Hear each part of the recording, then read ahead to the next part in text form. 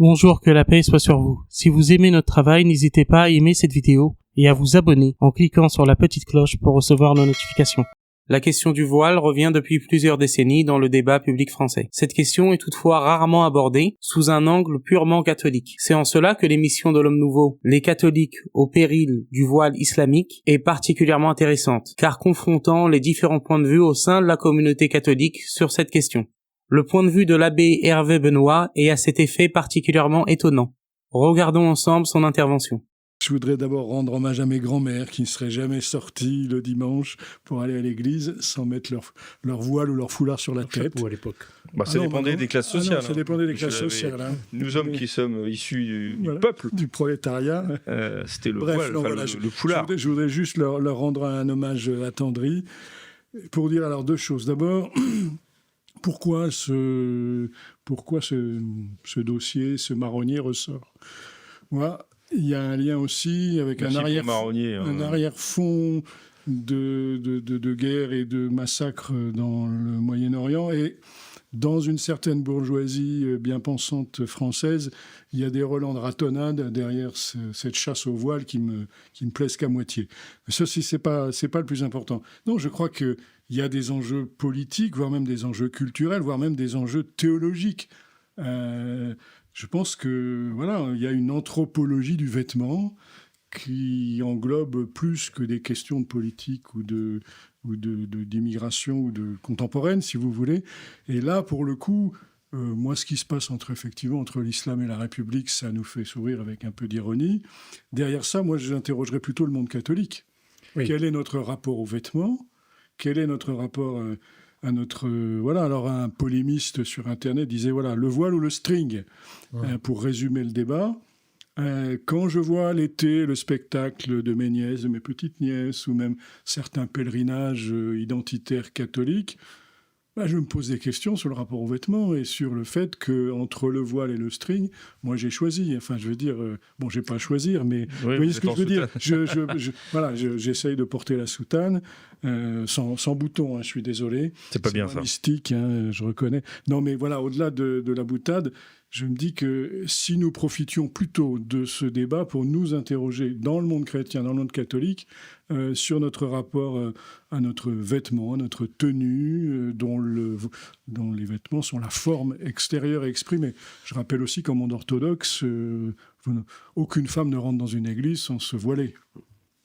Et ça ne choque personne, et au contraire. Vous voyez, donc c'est... Tout ça, je pense que c'est... Je vais avoir des problèmes avec mes filles, là, je sens, après cette émission. Je suis témoin du désarroi d'un certain nombre de parents chrétiens, catholiques, convaincus, et je parle même pas de la laideur, si vous voulez, quand la tenue obligatoire de certains pèlerinages, c'est Décathlon, pas de publicité, mais... c'est trop tard. C'est abominable, enfin, je veux dire, moi, ça me... Alors... Ce qui est particulièrement intéressant et ce qui fait que l'opinion de l'abbé Hervé Benoît a d'autant plus de poids, c'est que ce dernier n'est pas du tout connu pour être un islamophile, mais au contraire un critique de l'islam.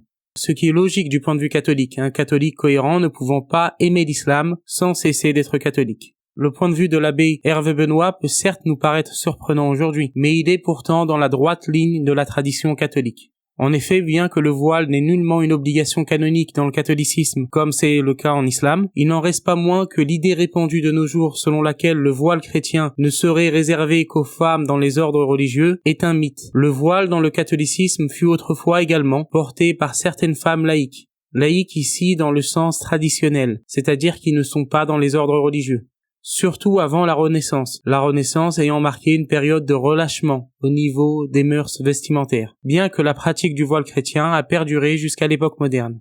Le meilleur résumé sur ce sujet se trouve dans le livre La modestie chrétienne de la femme de Don Bernard Maréchaux, né en 1849 et mort en 1929, où ce dernier écrit « L'obligation pour les femmes d'avoir la tête voilée est une prescription apostolique. Elle résulte d'un long passage de l'épître premier de Saint Paul aux Corinthiens. Chapitre 11, versets 3 à 17. Et nous avons montré que si l'apôtre vise surtout la femme à l'église, les raisons qu'il donne de son injonction établissent que la femme doit avoir la tête voilée en tout temps et en tout lieu, car le voile est une profession de sa dépendance vis-à-vis de l'homme, en même temps que de modestie chrétienne, fuyant les regards indiscrets. La prescription de l'apôtre a été ainsi entendue dans tous les siècles chrétiens. Encore plus surprenant, il tient des propos sur la guerre de l'école laïque contre le voile, propos qu'on pourrait confondre avec les polémiques de notre époque sur le voile des femmes musulmanes. Je cite. Il est à noter qu'une guerre sournoise est faite aux coiffes et bonnets traditionnels. En certains cantons de Bretagne, les maîtres d'école laïques cherchent à contraindre les petites filles à aller tête nue, sous prétexte d'hygiène. Voyez-vous l'école laïque s'attaquant à une prescription apostolique, à une tradition chrétienne? Elle n'est que trop dans son rôle en détruisant ce que, hélas, nous ne savons pas défendre assez énergiquement.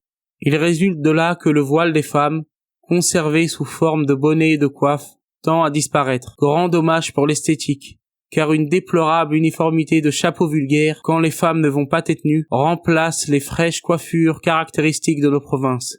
Dommage plus grand pour la moralité, car une femme qui va tête nue est une place démantelée. On nous disait naguère que bien des curés commencent à s'en apercevoir et regrettent amèrement de n'avoir pas lutté pour conserver la modestie des coiffures. Ils sentent qu'un esprit de vanité s'est insinué dans les têtes décoiffées et que l'esprit de piété naïf et profonde en a été délogé.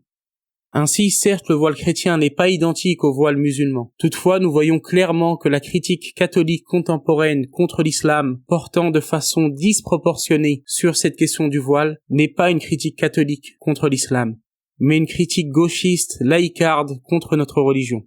Les saints catholiques, le magistère de l'Église catholique, n'ont jamais eu de mots très doux envers l'islam. C'est un euphémisme.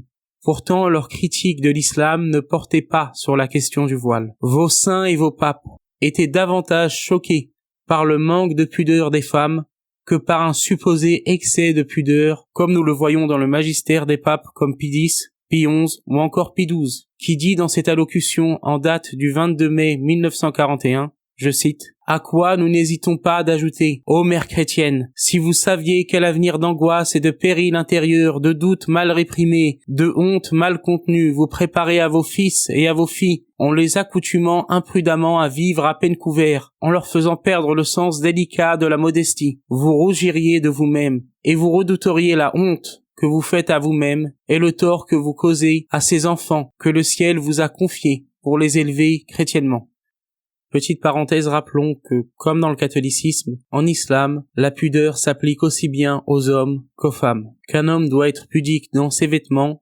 ainsi que dans son attitude. Également, encore une fois, chers catholiques, ne vous méprenez pas sur mes propos. Je n'affirme nullement que le voile est une obligation dans le catholicisme au niveau canonique, comme c'est le cas en islam. J'affirme simplement que l'ensemble de votre tradition aurait été largement plus choqué par une femme portant une mini-jupe que par une femme portant le voile.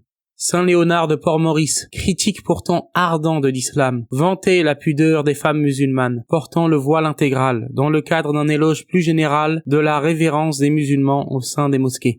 Nous voyons donc ici que les catholiques tenants de la ligne de CNews sont victimes de ce que nous pourrions appeler une sorte d'amnésie identitaire.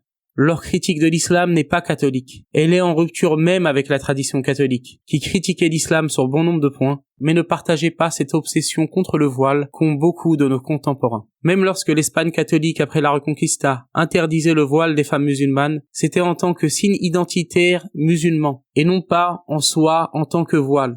Les catholiques de l'époque n'avaient pas cette obsession délirante contre la pudeur des femmes musulmanes. Que le voile gêne les catholiques car symbole de l'islam, cela pourrait s'entendre, encore une fois selon leur paradigme, si cette critique ne ressemblait pas à celle de militantes féministes 68ardes. Notre erreur en tant que musulmans face à cette campagne de CNews contre le voile a été d'adopter un narratif gauchiste, en décrivant les critiques du voile de la femme musulmane comme des personnes d'extrême droite, alors que c'est leur donner du crédit auprès de la nouvelle opinion publique française.